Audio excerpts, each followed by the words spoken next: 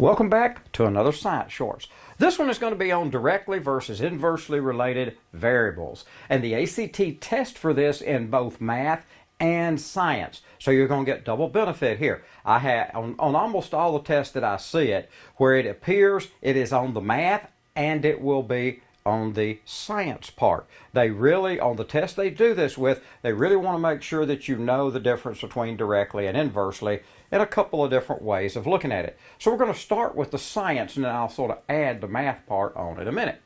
Directly versus inversely, and an easy way to think of it is, as this goes up, this goes up. A good way of thinking about that, just from a practical standpoint, the more I eat, the more my weight goes up, okay? Now, inversely related, this says that as this goes up, this goes down. Coming back to this example, we might say the more I exercise, the more my weight comes down. And so that's giving you just sort of a real working example of it. Another way of looking at it, and this is sort of shifting gears to the math side of things, is look at it as if we're calculating a variable, whatever it is, and the directly related items are in the numerator, inversely related goes in the denominator. Because as this goes up, my answer goes down. As this goes up, the answer goes up.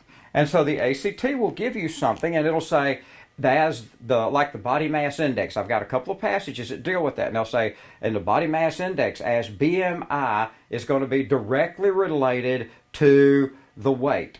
It is inversely related to the height squared. And so you're looking for this particular equation where your weight would be in the top and your height squared would be in the denominator. That's a typical example of how they do that.